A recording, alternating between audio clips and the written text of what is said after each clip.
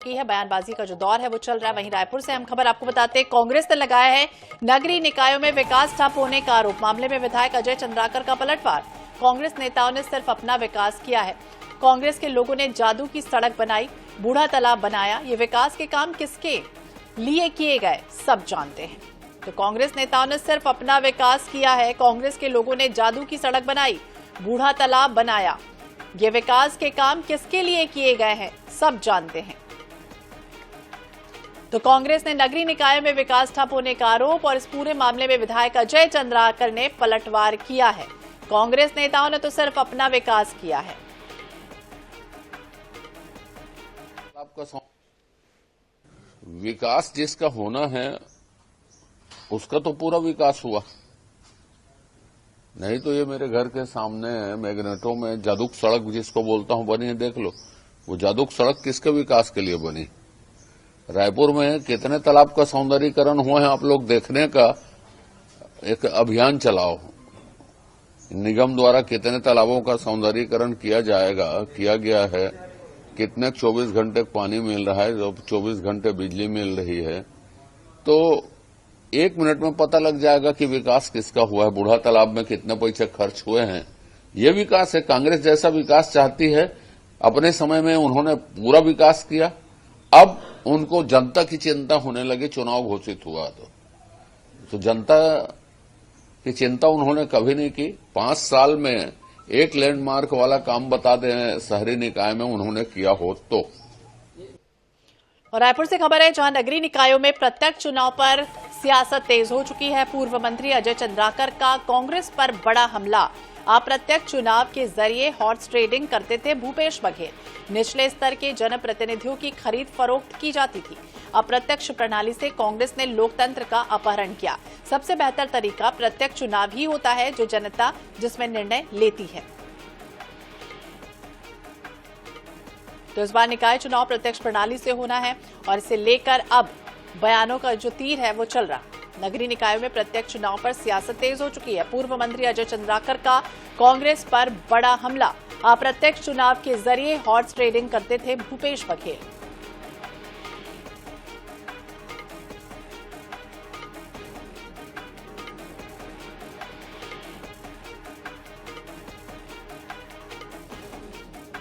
इसी विषय पर बातचीत करने के लिए हमारे साथ कांग्रेस के नेता धनंजय सिंह ठाकुर जी जुड़ गए हैं। धनंजय जी, बहुत बहुत स्वागत है आपका NH24/7 पर। और सबसे पहले हम आपको वो सुनाते हैं बयान, क्या कुछ कहा है अप्रत्यक्ष और प्रत्यक्ष चुनाव को लेकर भूपेश बघेल पर किस तरह से निशाना साधा है?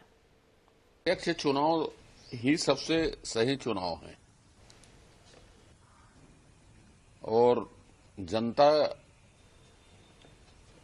के जो भावनाएं हैं उनकी, जनता के भावनाओं की अभिव्यक्ति होती है। और इसमें तो अप्रत्यक्ष चुनाव में हॉर्स ट्रेडिंग होती है। नीचे स्तर तक जनप्रतिनिधियों को खरीदने का अभियान, हॉर्स ट्रेडिंग करने का अभियान श्री भूपेश बघेल जी ने चलाया। तो लोकतंत्र की चोरी, लोकतंत्र का अपहरण कांग्रेस ने किया, भाजपा ने नहीं किया कभी ऐसा। इसीलिए डायरेक्ट चुनाव करवा रहे हैं। तो धनंजय जी, आपने सुना अजय चंद्राकर जी क्या कुछ कह रहे हैं, क्या कहेंगे आप? अजय चंद्राकर जी कंफ्यूज्ड हैं। वो कहते हैं कि अप्रत्यक्ष चुनाव होने से हॉर्स ट्रेडिंग होता है, खरीद फरोख्त होती है। तो छत्तीसगढ़ में जो विधानसभा का चुनाव हुए, उसके बाद जो मुख्यमंत्री का चुनाव तो अप्रत्यक्ष प्रणाली से हुआ है, मनोनयन हुआ है। और अजय चंद्राकर जी हॉर्स ट्रेडिंग की बात करें तो अजय चंद्राकर जी को बताना चाहिए कि वो कितने में बिके हैं। विष्णु साय जी को सहयोग करने के लिए, सपोर्ट करने के लिए कुछ भी आरोप लगाकर अपनी नाकामी को भारतीय जनता पार्टी पर्दा करना चाहती है। पूरे देश में अब देखेंगे, चाहे प्रधानमंत्री का चयन हो या मुख्यमंत्री जी का चयन हो, अप्रत्यक्ष प्रणाली से होता है। और भाजपा ने तो हॉर्स ट्रेडिंग की बात कर रहे हैं, तो स्पष्ट हो गया है।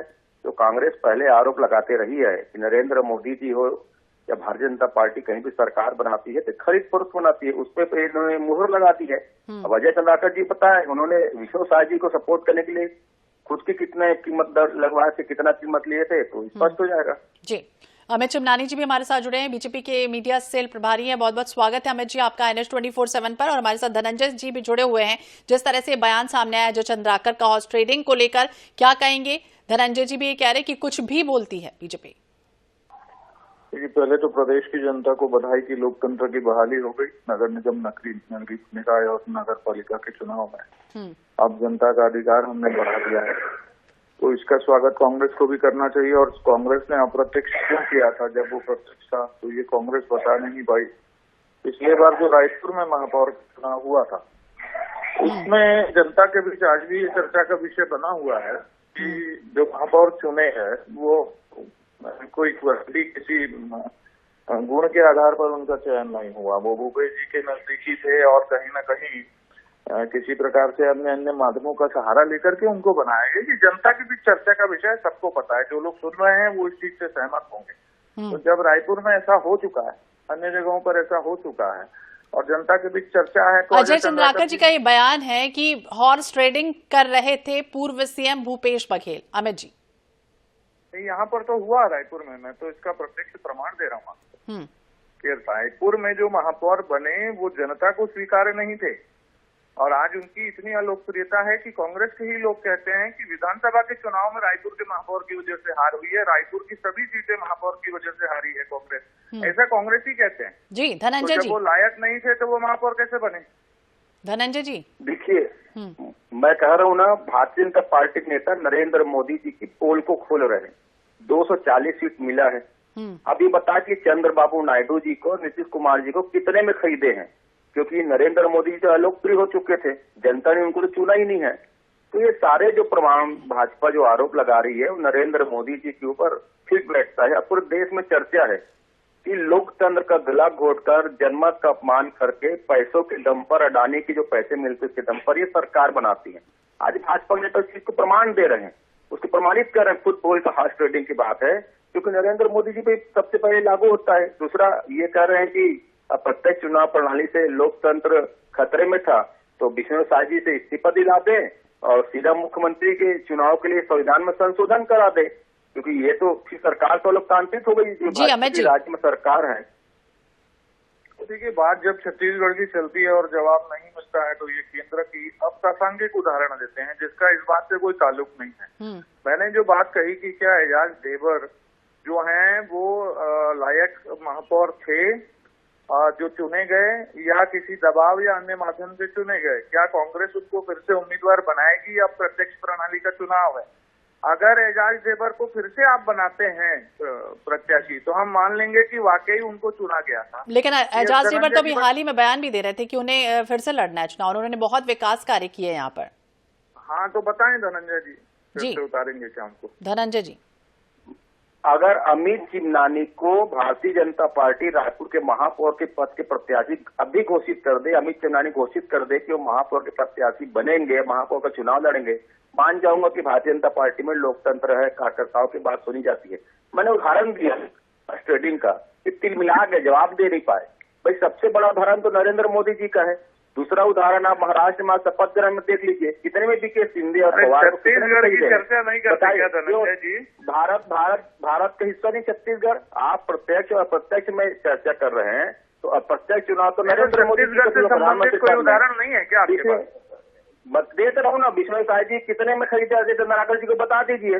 चलो छत्तीसगढ़ में बता दीजिए। वो नियम आज का है क्या? जी को नहीं तो नियम आज नियम तो वही है, जो मुख्यमंत्री चुने जाते रहे चंद्राकर बता दीजिए कितना पैसा खर्च करके विष्णु साय जी जो है मुख्यमंत्री बने, क्या उनमें ऐसा गुण था कि मुख्यमंत्री को बनाया गया? आप बात हो रही है नगर निगम के चुनाव की और आप विधानसभा की, लोकसभा की आप बताना कितने में बिके अजय चंद्राकर, कितने क्या ऐसे गुण है कि विष्णु साय जी में जो उनको मुख्यमंत्री बनाया गया है? और आप कह रहे हैं कि अप्रत्यक्ष चुनाव में बघेल जी कैसे चुने गए थे? मुख्यमंत्री बने थे वो, हम तो इसलिए उसी प्रकार चुनाव करा कैसे चुने थे? क्या उनके नाम से वोटिंग हुई थी क्या? मुख्यमंत्री विधायक चुने थे, इसलिए महापौर का। अच्छा ये बताओ ना, एजाज देवर लड़ेंगे क्या चुनाव? आपको क्या एजाज देवर लड़ेंगे क्या? कोई चांस है? 10-20% भी चांस है तो बताओ। अमित चिमनानी को क्या भारतीय जनता पार्टी रायपुर महापौर का चुनाव? हमारी पार्टी तय कर लेगी अमित चिमनानी का क्या करना है। आज ठीक है, तो पार्टी तय करेगी कि कौन होगा प्रत्याशी, फिलहाल देखना होगा। बहुत बहुत शुक्रिया आप दोनों का ही इस परिचर्चा में भाग लेने के लिए और अपनी बात रखने के लिए। कांग्रेस ने लोकतंत्र का अपहरण किया, इस तरह के बयान दिए गए। अजय चंद्राकर के लिए सबसे बेहतर तरीका प्रत्यक्ष चुनाव प्रणाली का है, इस तरह का उन्होंने जिक्र किया और हॉर्स ट्रेडिंग का भी जिक्र किया। हॉर्स ट्रेडिंग हुई थी, पूर्व सीएम भूपेश बघेल ने करवाई थी। और अब बात